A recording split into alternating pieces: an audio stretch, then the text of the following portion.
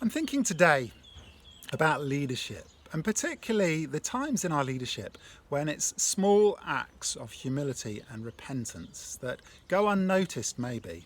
They don't grab the headlines, they don't hog the limelight, but it's these small acts multiplied many times over at particularly the grassroots level of society that actually changes nations. I saw this demonstrated in South Africa in the middle of 2008. It was the height of the global crisis. And in May 2008, there was a series of xenophobic attacks against Africans of a non-South African descent. And in the space of a few days, there was around 70 people killed and many hundreds more injured, people from neighbouring nations like Malawi and Mozambique and Zimbabwe. And thousands of terrified Africans fled their homes in the townships and sought sanctuary in safer places, in churches and outside police stations. And quickly, overnight, large camps were springing up of these displaced people. And one of these camps started in an area called Soetwater, which is on the Atlantic coast, close to where we lived in Cape Town. So myself and several others from our team and friends from church got involved as volunteers in the camp. In those early days in the camp, it was actually pretty manic. Hundreds of scared Africans were arriving with all that they could carry in their hands, coming in by bus, some of them arriving on foot, some of them brought by police vans. It was May. This is the height of the Cape autumn. Winter was coming and the Atlantic wind was blowing in from the coast. It was often raining. It was a terrible place to build a campsite. We were setting up tents in the rain. Very quickly, streams of water were running down the road. The walkways were becoming wet and muddy. The toilets, which were portaloos that had been brought in, were becoming unhygienic. It was cold, it was wet, the tents were leaking, children were crying incessantly from the cold. I can remember standing in a line with volunteers behind a trestle table, handing out cold food to hundreds of people standing patiently in a line. At that point, there wasn't enough power to run a kitchen, a mobile kitchen or something, to heat up food for all these people. It was a miserable kind of time. And then one day, maybe 3 or 4 days into the crisis, I remember there was a buzz of activity. Suddenly, loud police cars were arriving, sirens blazing. And then they were followed by a convoy of large black four-wheel drive vehicles with blackened windows, and large burly security bodyguards got off. And they were followed by the Western Province Premier. He was going to give a speech to the refugees. He came in with this aura of power, this mystique of leadership around him. The refugees gathered in a large group outside the main food marquee. And he began to speak to them. He didn't speak for long. He didn't take questions in that large group. He gave a lot of promises. He promised hot food, a mobile kitchen, more toilets, blankets, and he promised that they would find a long-term solution. He promised that the UNHCR would come in, would send representatives in to assess those people who are wanting to seek asylum in another country. And there were some people who were asking for that. He gave a lot of promises. It was interesting, actually, that as he began to speak, suddenly from nowhere, lots of press photographers were appearing and they were all recording his talk for the evening news, presumably. After a short while, he finished speaking and he moved off to the side, and he was followed by a small group of mainly men, quite loud and boisterous, wanting to question him. They sat down on the grass, maybe 50 metres away, and most of the press followed him. I followed them as well. Like them, I thought this was the main story. I was intrigued by this leader. I was intrigued by his leadership style, the way he addressed the group. He was a strong man. He was followed by a very different scene. A small group of maybe 8 or 10 people got up and stood in front of the main group of refugees. They stood there quietly and humbly. Most of the press didn't notice this happening at the time because they were following the Premier. But I had kind of half an eye on what was going on. I was listening with one ear to the main group and with the other ear to the Premier.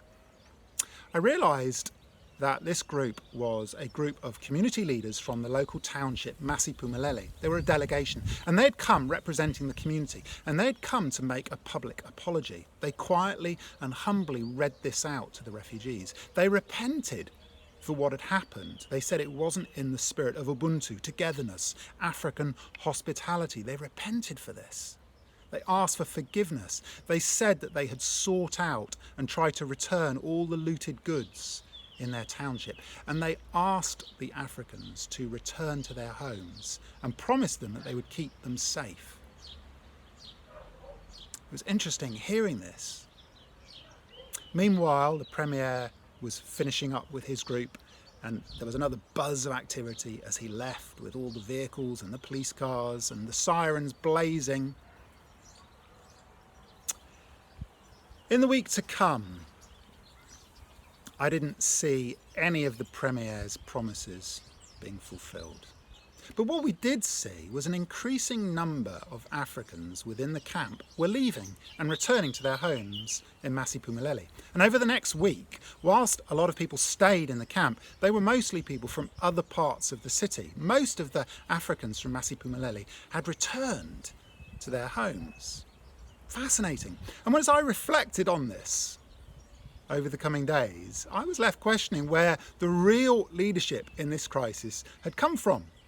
There was one form of, let me call it, alpha male leadership, which was upfront. It was big on sound bites. It was powerful. It was visible. It made a lot of promises, but there was very little follow through. By contrast, the other form of leadership was quiet. It was humble. It was community led.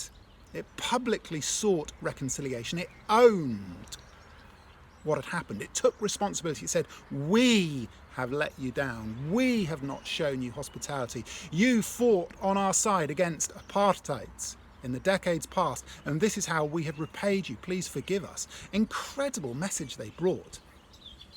That leadership wasn't top down. It was grassroots. It was from the bottom up. It often goes unnoticed. It's a little bit like yeast, quietly, silently working its magic in the dough. And it's truly transformational, whether it's noticed or not.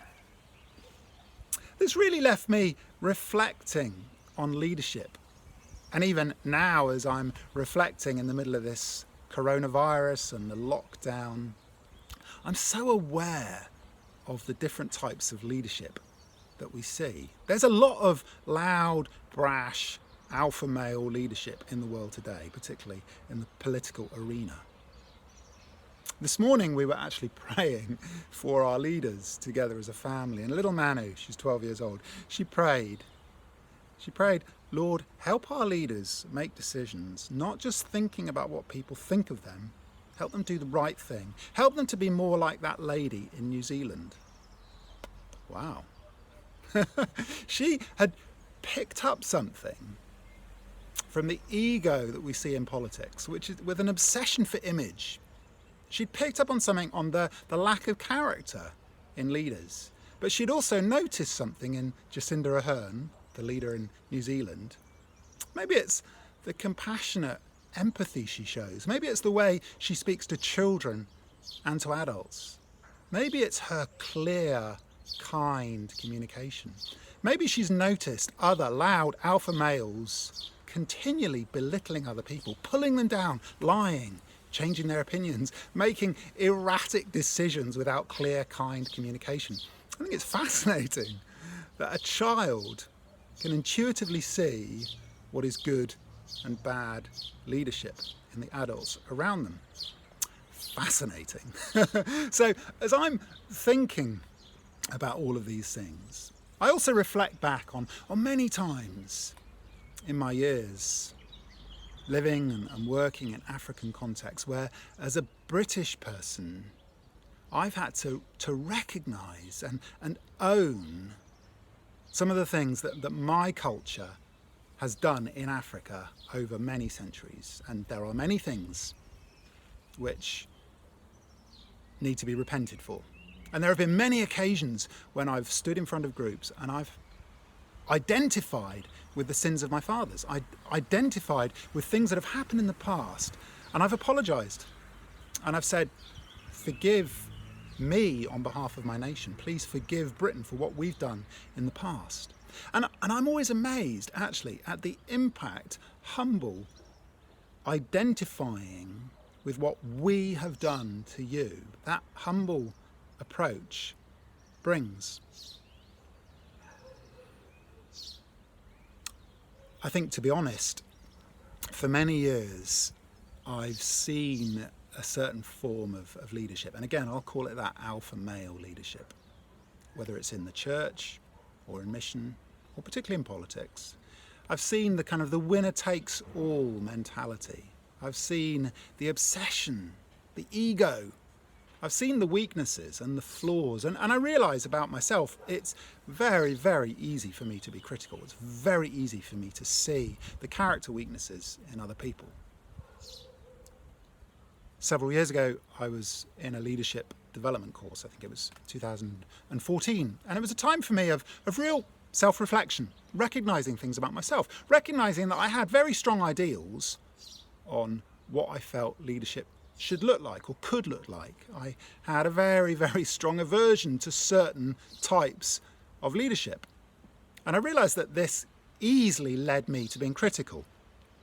It easily led me to seeing what I didn't like and reacting against it. It led to pride. But I realised as well, which I don't think I'd faced up to that point, I realised as well that it also could lead to apathy. I didn't want to lead in the way that other people were, and so I was actually abdicating responsibility to lead. I was holding back from leadership, partly from a kind of a British sense of reserve and not wanting to push myself forward. Who am I to think I can do something else? And so I hold back. But also it was coming from a sort of a sense of false pride. I don't want to lead like them, and so I won't do it at all. And so it led to criticism, apathy, and abdication. And during that time, that season, as I reflected on these things, I recognised that was something that I wanted to change. I needed that to change. And so there was a point when, in front of a whole group of people, we verbalised different declarations of what God was doing in my life. And in that point, I said some things as I stepped over a line. And I said, I'm leaving behind that critical, reserved spirit which abdicates responsibility and doesn't take leadership. And I'm stepping forward. And in the future, I'm going to make myself available for leadership. But I want to lead in a different way. Interestingly, within 3 or 4 days of that declaration, the course was finished and I was back in my team and I'd been invited to join the leadership team. And suddenly my words were coming to pass. I'd made myself available and now I was in a leadership team. And the question was, how now will I live? How now will I lead? At the time I was reading Tony Stoltzfus's book, The Calling Journey. He writes in that the crux of your calling is to be Jesus in a unique way. He says that our call is to embody a unique facet of Christ's character through the channel of your role or task. So if my life is my message, if I am influencing through my life, and all that leadership really is influence, so I'm leading through my life, I'm influencing through my life, my character matters. And leadership is not a win at all costs. It's not alpha male. It's not the roar of the lion. It's interesting that Jesus is the lion and the lamb. He is Lord and servant. And if anything exemplifies Jesus' leadership more than anything else, it's the servant leadership. It's the being willing to lay down his life. It's the towel and the basin washing the disciples' feet. And as I think about all these things, I suppose I identify the towel and the basin with that humility of the Masipumaleli delegation, a willingness to identify with the sins of other people. It's not them, they haven't done it, but they're identifying with it and saying, we as a community want to do it differently. And so the challenge for me is, am I willing to lead carrying a towel and a basin of water? Am I willing to wash people's feet? Am I willing to apologise? Am I willing to lead from a place of humility, not from an ego or an arrogance? And this kind of leadership may not succeed very well in the political arena. It may not be rewarded. And right now our political systems are so in need of reformation, so consumed by a winner-takes-all obsession, not concerned much with character. But what the world is crying out for right now, surely, is a different kind of leadership. A leadership of kind, clear communication. A leadership of servant leadership, carrying the towel and the basin of water. That kind of leadership may not be rewarded. It may go unnoticed. It may slip under the radar, unseen.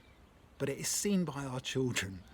It's seen by the next generation. And as that is multiplied thousands and thousands of times over by people of character at grassroots level, that is how our societies are truly transformed.